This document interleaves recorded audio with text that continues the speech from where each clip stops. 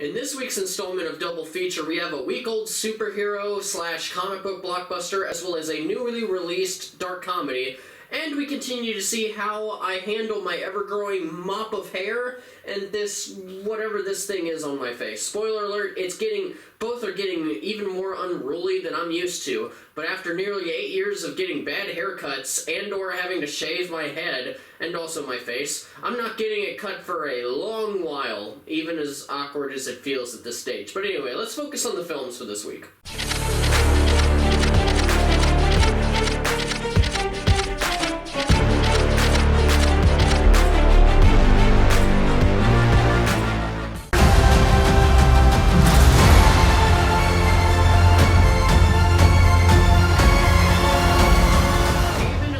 Quantumania is the 31st film in the Marvel Cinematic Universe, which is also the number of ice cream flavors at that one place that Scott Lang worked at for about a day. Coincidence? I think not!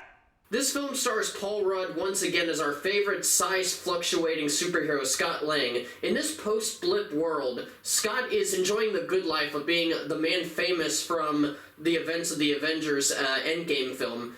But when his daughter Cassie, now portrayed by Catherine Newton, builds a device that sends signals down to the still mysterious quantum realm, the both of them, plus the Wasp and the original Ant-Man and original Wasp, they unexpectedly are pulled into the microverse and must face a new threat in Jonathan Majors' Kang the Conqueror. I'm about a week late on this review because not long after my screening ended, I was planning out my review points and I hit a major depression episode, and I found it very hard to motivate myself to make a review back then, or throughout most of the week, especially because besides that, I work for a living. I'm a full-time worker, so doing this with another review for this weekend was honestly the best thing to do.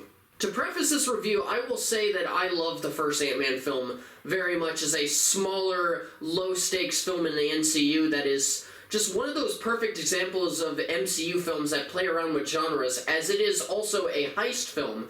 And I was for the most part disappointed with Ant-Man and the Wasp. I've grown a tiny bit of an appreciation for the film since the first time I saw it, but I would still consider it fairly disappointing as far as how it fares in the MCU as a whole. And when I had heard that this film was happening, and that they would be bringing in Kang the Conqueror as the villain, as well as the fact that he was being portrayed by Jonathan Majors, I was hyped and got even more hyped after seeing the variant at the end of the first season of Loki.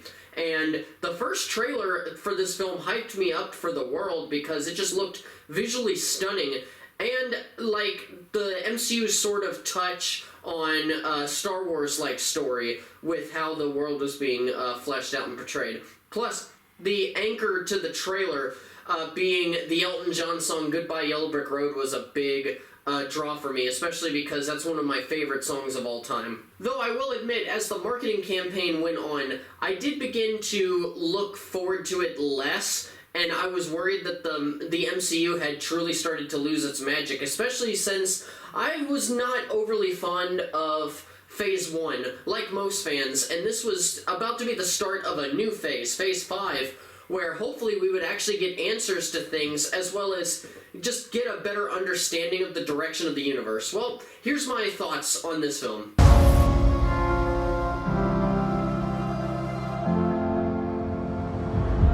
As always, Paul Rudd is a wonderful actor and is great in the role of Scott Lang, and he's no different in this film.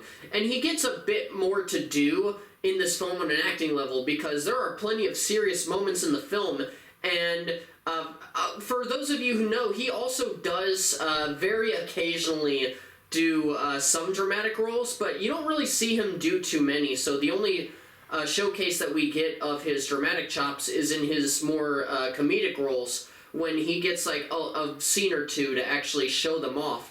And it's nice to see that here. He's very good at the dramatic, as a lot of other comedic performers are. So I have no personal complaints on a performance level. My main issue with this part is with Scott Lang himself, and it's an issue that harkens back all the way to Ant-Man and the Wasp, which is that now Scott Lang is kind of an idiot. what I loved about him in the first film is that they never showcased Scott as stupid. He was a very smart individual with a background in engineering and was only shown off to be slightly or mildly aloof and goofy in a realistic sense when he was dealing with things outside of his wheelhouse, but he was still a fast learner.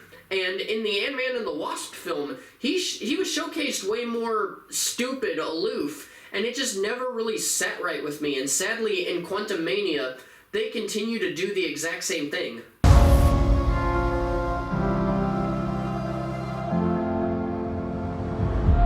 Prior to this film, we got to see an older version of Scott's daughter, Cassie, in Avengers Endgame, portrayed by Emma Fuhrmann. And in this film, for unknown reasons, to me at least, I don't know if there's any specific reasons to why this role was recast, but Catherine Newton was recast in the role. And the immediate action to the recasting was not negative on my part. I thought that since it was a much smaller role in Endgame, that a recasting wouldn't necessarily harm the film, and I've enjoyed Newton as an actress before. And while there's nothing inherently wrong with the performance, it kind of feels like the role and performance was brought down by how just the character was written, both in character development and character arc, as well as just general dialogue. Now, whenever Scott and Cassie were together, things were decent and they had a good enough chemistry, but whenever they focused just on her, I found it to be the least interesting part of the plot of the film. They gave her the most predictable and what seems to be the most common storyline in the MCU these days, where basically she decides that she wants to be a young genius and she gets her own superpowered suit as well and becomes another version of a hero that we already have in this universe. And also, none of that happens on screen. It happened before the film even started, so we don't actually get to see any of this.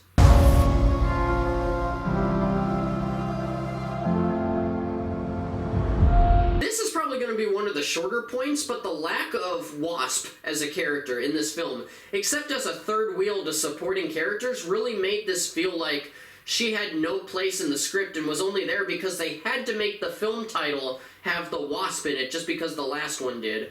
She only ever really does anything significant when it's in some of the fight sequences, but otherwise, there's not much of Hope Van Dyne in this film.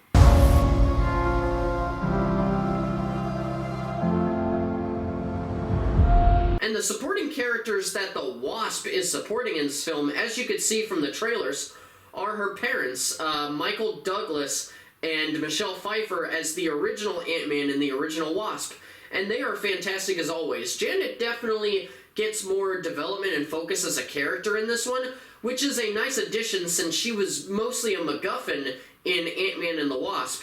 And Hank Pym is just so fucking charming, as per usual. He was always one of the standout characters in these films, and just a cool badass. Honestly, if it wasn't for a specific character that we love from the first two movies that is not in this film, and most of you, even if you haven't even seen this film yet, you already know who I'm talking about.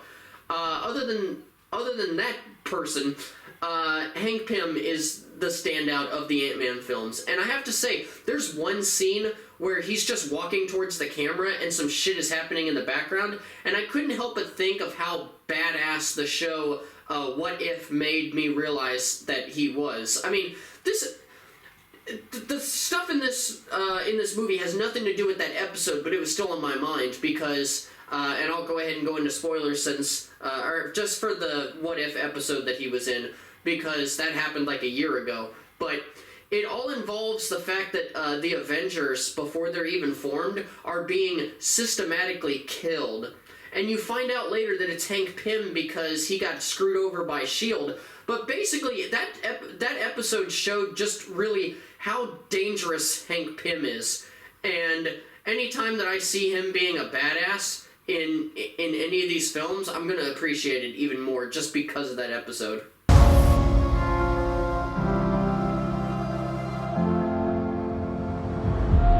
Just to go ahead and get this out of the way, my absolute favorite part of this film was the character of Kang the Conqueror, the newest variant of the character portrayed by Jonathan Majors, and he easily gives the best performance in the entire film. The few last years have really showcased what a powerhouse Majors is as an actor, and we're about to see him in the next week in Creed 3, for which he's already getting a lot of praise for.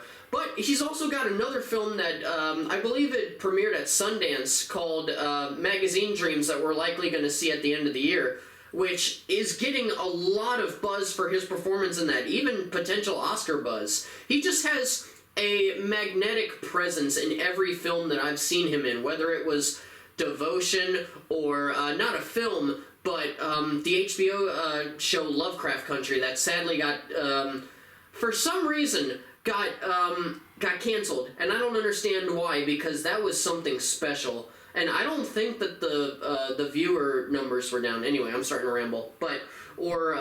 Back to when I first saw him in Spike Lee's Da 5 Bloods. And the amazing thing about this performance is that it's its own thing compared to the variant that he played in Loki Season 1. I mean, that much was obvious from the marketing.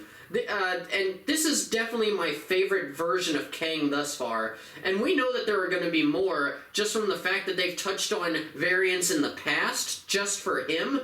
And also the fact that we have Avengers Kang Dynasty in the horizon. And I trust Majors' acting to handle the Kang character in whatever way the writers of any particular films need him to. This is a very complicated character in that he does not want to kill people just to kill them. He, like Thanos did before, believes that he is doing something for the greater good regardless of what choices are made in the end.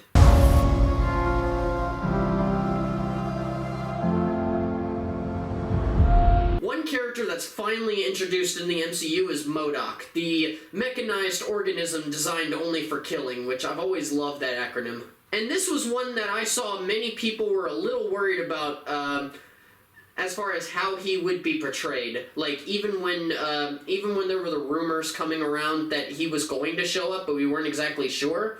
Like, even back then I was hearing a lot of stuff. At first, I will give my opinion on the design of the actual armor. I don't mind the look of the armor, like how it looks in that split-second shot in the final trailer where it's just the mask over the face. Like, that entire thing, I think it actually looks pretty good.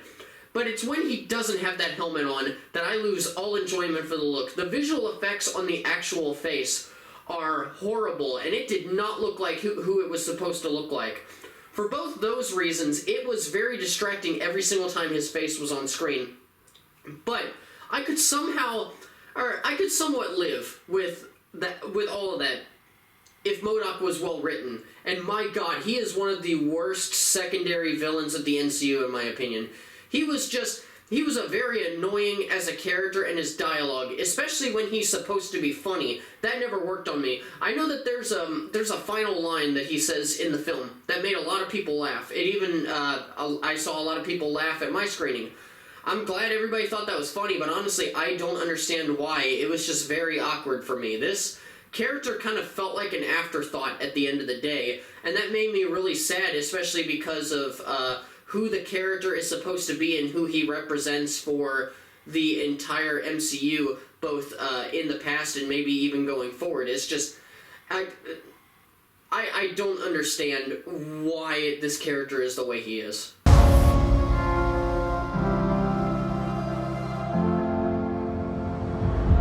For the writing, I see this as twofold.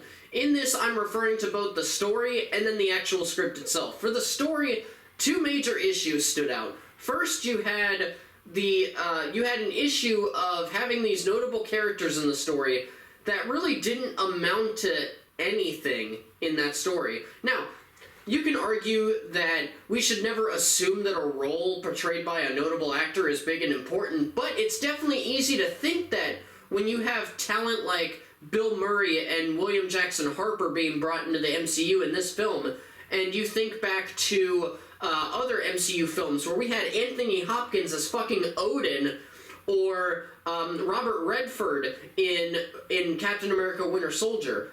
And while I did like Murray's character, he was not given much to do, but the character that Harper played was the most egregious use or lack of use for a character in the film. I would even argue it was worse than how they used the Wasp. And this may be a tiny spoiler, but I definitely don't think it is. You guys will have to be the judge of that. Do you want to know what the full extent of his character was? He's there to tell a bunch of people who are hostile to a couple of main characters that they are telling the truth about who they are. That's it. And second, there is a really big plot hole in this film in regards to the MCU that I noticed early on in the film. I'd say maybe 10 minutes in, 15 tops. And I gave the film the benefit of the doubt because I figured that it would be something that was just tackled or explained sometime later in the film. But it never was, and it's a very easy plot hole to fix or just not make in general. And this isn't me speaking as a hardcore MCU fan who remembers tiny details. I don't think. It's just that once you realize something in their situation in the film, and think back to their situation in the prior film, and I'm not talking about like the last time that they showed up, I'm talking about like the last Ant-Man and the Wasp film, you really can't unsee it. And as a small addition at the end of this point, without any spoilers to the film, this film had an ending that seemed to imply some very big stakes and changes for certain characters that I found extremely, just very intriguing, only for the film to course correct at the end and take away all the stakes, thus nullifying much of what happened up to that point and making all of those moments in the past seem less important.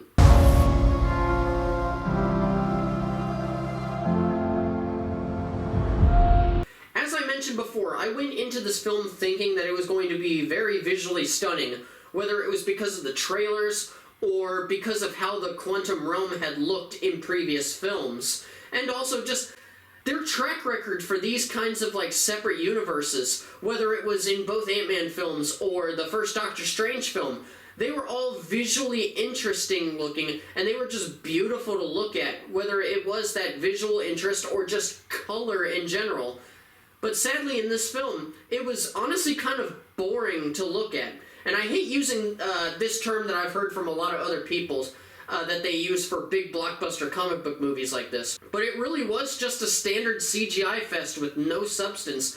And why the hell is everything brown in this film? I really don't understand that. This film also had an aspect about it that they've been adding into some of their films for a short time now that I haven't had a chance to talk about on this channel.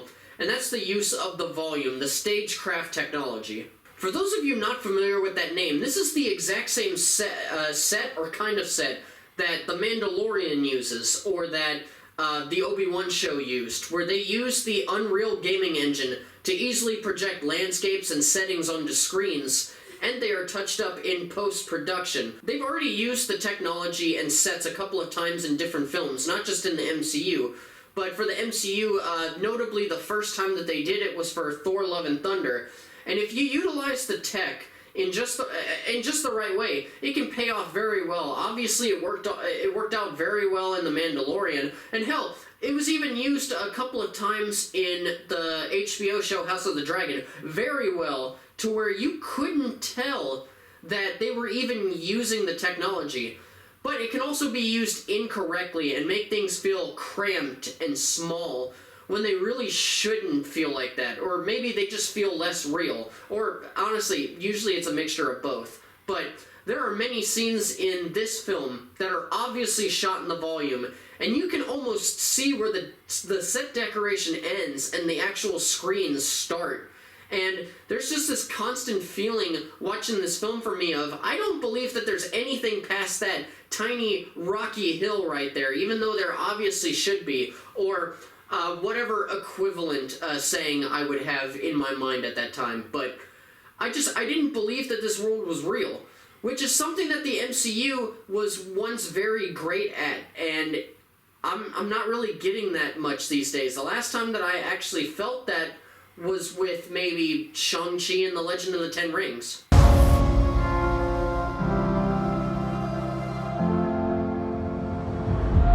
This last point is more of a criticism of the overall state of the MCU at this current moment. One of the best things about the Infinity Saga was that it felt like we knew the trajectory of the universe as we went. Sure, we didn't know the full picture, but we still had this feeling that things were leading up to something, that there was this sort of inherent connection to things going on in each film that would lead towards that conclusion. But ever since the start of Phase 4, I and many others have had really no sense of direction with this universe. Much of what is going on does not feel connected to one another, and I honestly feel lost. I was hoping to finally understand with this film, after Multiverse of Madness didn't even give us any answers, as was expected. But while I don't think every film needs to be directly leading into the big thing or really tell us where everything goes, you can have standalone stories in this universe. They've done it before, and they've done it marvelously. I do believe that we've had a couple of films that needed to be those kind of films, and this was one of them that should have been something to give us a better understanding of where we are going. We do get a bit of a tease to the future with a couple of post-credit scenes, which are both really good, but I have way too many questions that need to be answered before the next Avengers films, at least. For instance, we don't have enough of a pool of characters for a story as big as Secret Wars. And I never thought that they should do an MCU version of Secret Wars anyway, but they announced that they were doing Kang Dynasty and then Secret Wars, so we're here, we have to deal with it. I'm just hoping that we actually get an understanding of how this is supposed to work, because I don't think you can do Secret Wars at this point in time, and I just need something to tell me, or I need them to show me that they can do it, and do it well.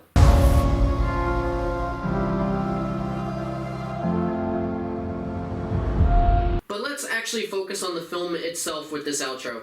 All in all, Ant-Man and the Wasp: Quantumania was a huge disappointment for me, a fan of the MCU.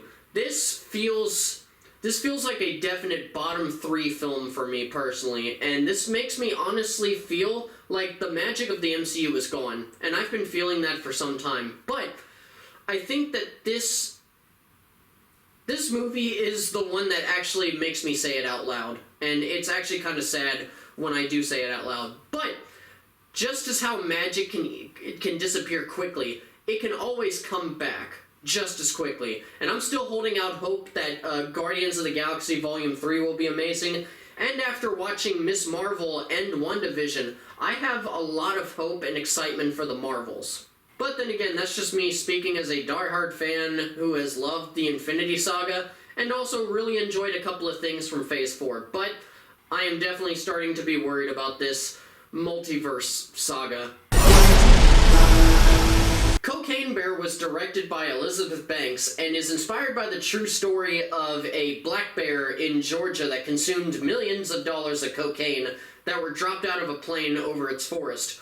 While the real-life bear did die shortly after ingesting the drugs, the film kind of takes the route of, what if the bear didn't die and instead went on a murderous rampage while trying to find even more cocaine? This was a film that I was excited for ever since the announcement that it was being made, because I love films with these insane premises like this one that just has the potential for a lot of wacky situations. And this being an R-rated endeavor, it didn't have to hold back at this point.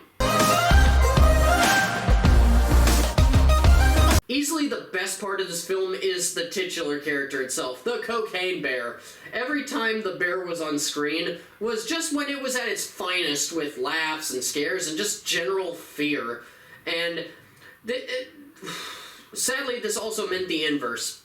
Even in the scenes without the bear that I liked, they were lessened because you just knew that in most of these scenes the bear was nowhere nearby. And I think the film would have really benefited with a general sense of dread. Just not knowing where the bear was and knowing that it could show up at any time. And I think that somewhat has to do with editing and scene placement to a degree. Tied to the bear in awesomeness is the action sequences where it is just savagely killing bystanders and otherwise. Elizabeth Banks made the right decision to go full-on gory in all of those scenes, and just utterly insane in many of them when it came to just how much the bear was willing to how much it was willing to do in order to find its next fix, as well as just giving into its basic instincts, which were obviously warped by all the coke in its system. The scene that best exemplified all of this was the ambulance scene from the trailers. My god, this was just glorious, glorious savagery. But aside from the bear, hands down the best plotline in this film, with about 3 or 4 in total, is the one involving the people tied to the cocaine. You have Alden Ehrenreich and O'Shea Jackson playing 2 drug runners who are trying to recover the cocaine, and I loved every single moment with them on screen. They didn't have to do much heavy lifting with the script as far as performers, but they definitely made an impression on me, and I especially loved how Ehrenreich's character was written. Sadly, besides the last mentioned plotline, the others are mostly inoffensive and are just not as interesting or as alluring. Whenever the bear or the drug runners weren't on screen, I was just waiting for them to come back to basically save me from boredom.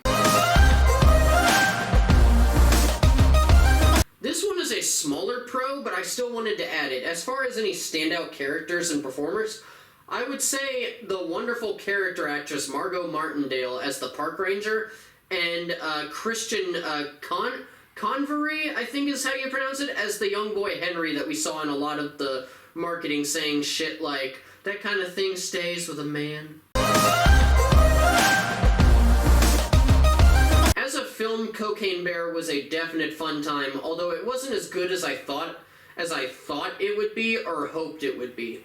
But it still had a great use for the bear and at least one of the plot lines, but the rest of the film was kind of just middle of the road. I still recommend checking it out, but especially take a group of friends there, get drunk if you can, or maybe high on legal stuff. I didn't even think this sentence through. So my question for you guys is, have you seen Ant-Man and the Wasp: Quantumania and or Cocaine Bear yet? If so, what did you guys think? Tell me down in the comment section. Whatever you thought, I really want to hear it. Also, don't forget to like and subscribe if you haven't already to keep up to date with all new uploads. With all that said, farewell to all you casual moviegoers and movie fans alike. Keep on being awesome.